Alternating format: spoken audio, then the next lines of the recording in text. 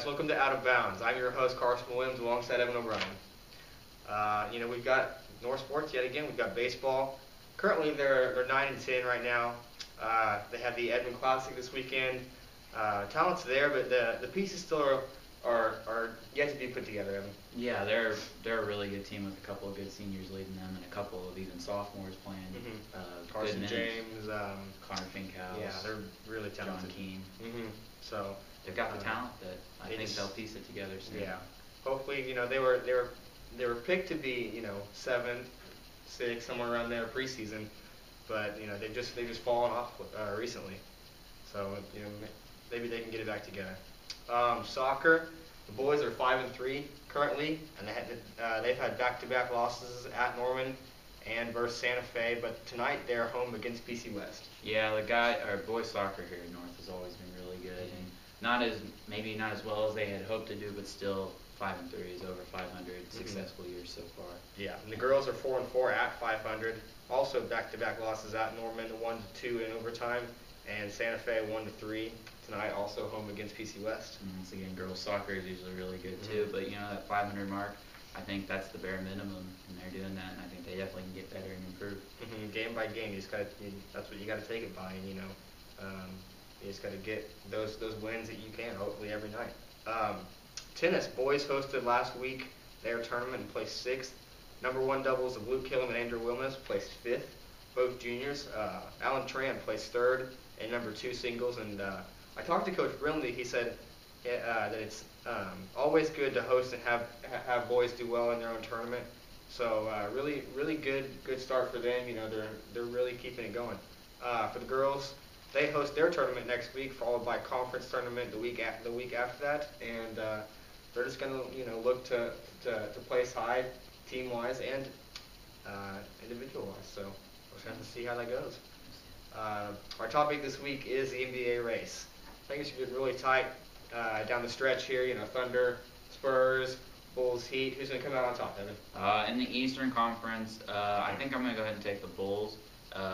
Eastern Conference is often looked at as the weaker conference between the two, but in my opinion, I think there's stronger teams in the East, but not as many as there are in the West. I think both the Bulls and the Heat, I think, are the best 2 teams in the NBA currently right now, with Oklahoma City sitting at number 3. But Bulls are 44-14, have the best record in the NBA, like I said, and they've done this without Derrick Rose's service for 23 games this year, which is a very big and key fact. Is he's been out with a bunch of different injuries, including to his toe, his back, his groin, and now recently his ankle. So, I mean, when he's in, they're even better than they already are now at 44-14. So they've beat the Celtics. They've won the season series against the Celtics. They've split so far against the Pacers and the Heat. And I just think with that good of a defense and them getting their top player back by the playoff time, that they're easily the number 1 team in the East. Speaking of the Celtics, what do you think about them? They really had that slow start first part of the season, and they started to come on lately. Do you think they can contend in the East? I don't think they can. I don't think they'll make it very far. Maybe 1-round victory, but I just think they're too old. And I mean, they've got guys like Rajon Rondo and Paul Pierce and Ray Allen and Garnett. The big 3 that's won. They've had Ray Allen, hurt lately, so that's given Avery Bradley a chance to in that starting lineup. He's done great. And he's been spectacular so far, especially great defensive presence. Something the Celtics are definitely looking for with mainly shooters at their 2, 3, and 4 positions. Yeah, I saw something on ESPN.com. Somebody gave him a first-team all-defensive team at the shooting guard position. Just from what he's done, not only recently as a starter, but coming off the bench for the Celtics from Texas. He's just a really good defender. Definitely earns that spot. Yeah, I mean, I think giving the first team all defenses is kind of a stretch for just a young guy like that. But I definitely think Thabo maybe needs to get in there. Yeah, I would take Thabo over Bradley almost every day. So. Absolutely. My Eastern Conference, I think definitely Heat. I mean, I think that they've got too much talent to not take that number 1 seed in the East. LeBron, probably leading MVP candidate right now, if not one of the top 2 behind Durant. They've got Dwayne Wade, who I think that's just his team. He's been there so long, only team he's been with. So I think obviously them two, and then you've got Chris Bosh down low, not consistent, but he's coming along offensively. Got a couple double-digit point games, always there for rebounds. And then you've got guys like Mario Chalmers, Norris Cole, tons of guys that can just get the basic job done needed to win games. I think they can pull it out. They're down a couple games right now, but with Derrick Rose borderline yes no play, maybe they can hang up there and get first place. Well, with the Heat, I guess when you look at them, I mean, yes, they do have LeBron James and Dwayne Wade, but I think one of the key matchups is that Dwayne Wade and Derrick Rose, two of the best guards in the NBA, easily, maybe even the top two in some opinion. But I think those two, when they play each other, it's pretty even when they play. I think one thing that is looked down upon a lot is that matchup between LeBron James and Luol Deng.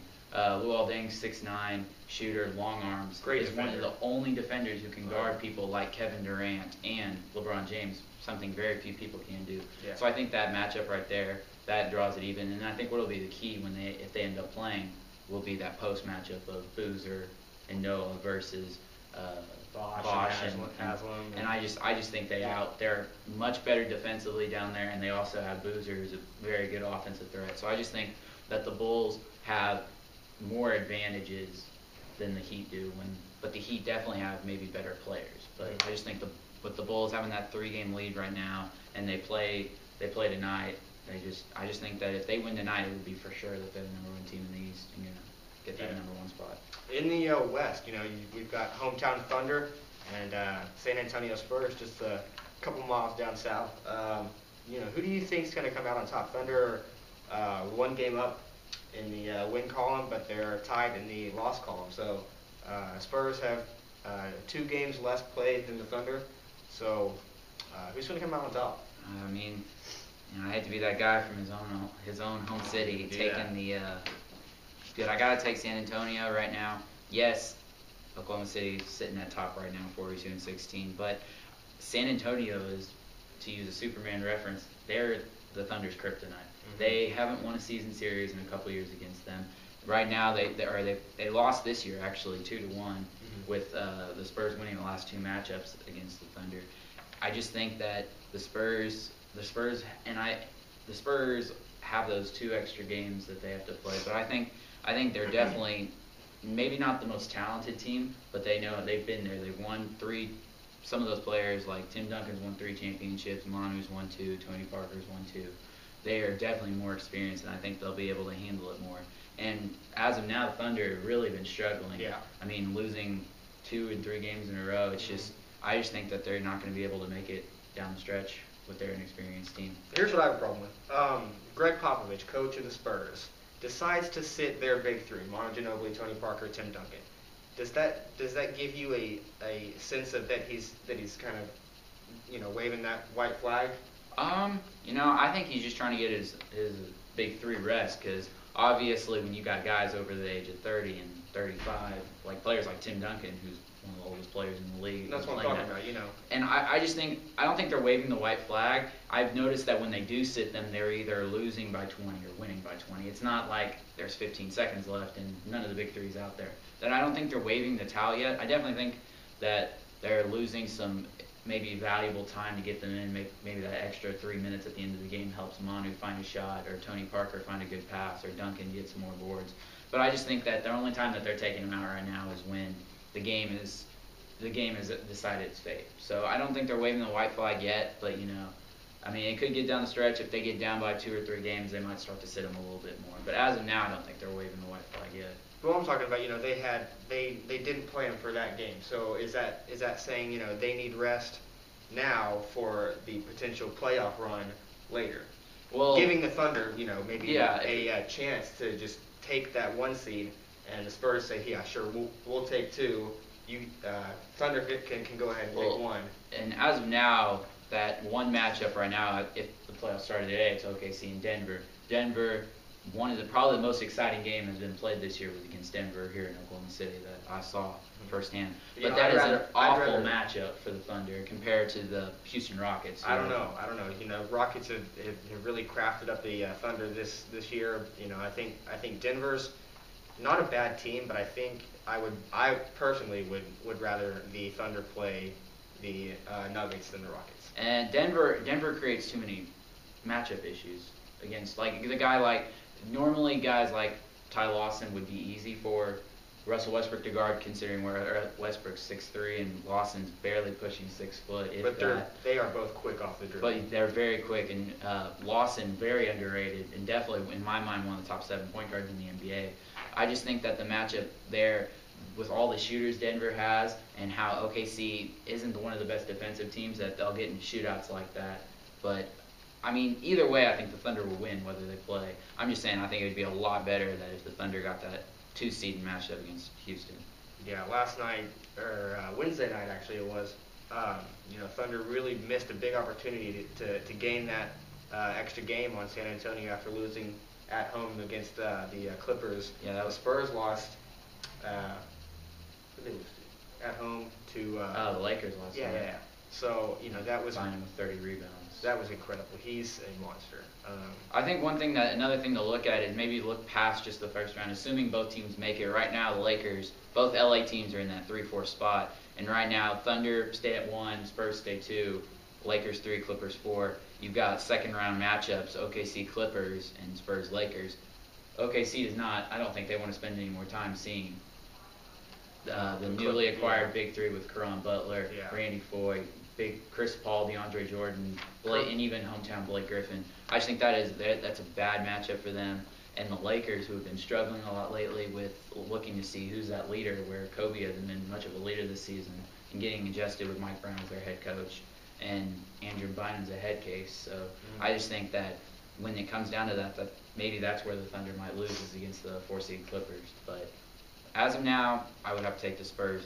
I think they'll pull off and get that number 1 seed. Yeah, I'm gonna have to go with the Thunder. I think you've got Kevin Durant, Russell Westbrook, James Harden. They've got talent, youth, and experience. They've got guys like Kendrick Perkins. Bringing in Derek Fisher was big. He's been a part of so many championships. I think that he's going to bring that leadership to their locker room, which is needed. Yeah, to potentially get them to the NBA Finals. I think Kevin Durant, 2-time scoring champion, might even do it again this year. Possible MVP. Russell Westbrook, 5th in the league in scoring, becoming one of the best point guards in the league. I think one of the key things that we're leaving out, yes, Durant's number 2 in scoring right now, and yes, Westbrook's number 5. But if you look at it, they're both in the top 3 for turnovers. I think this team, I think their inexperience and youth really hurts them when it comes to pushing it down the floor. Players, or especially Westbrook, what bothers me with Westbrook a lot is he's not a typical pass-first point guard. And to me, I've always loved pass-first point guards. Rajon Rondo, Steve Nash have always been really good. It's just, and their teams have won. I mean, Rondo's won 2 championships now. So I just think that teams that don't play defense, don't have that pass-first point guard, don't win championships as much as teams that have them. Well, we're going to find out. Playoffs start in a couple weeks, so we're just going to see how it all plays out. Sure will. He's taking Spurs, I'm taking Thunder. He's taking Bulls, I'm taking Heat. That about wraps it up for us on Out of Bounds this week. Thanks for watching. We'll see you next week.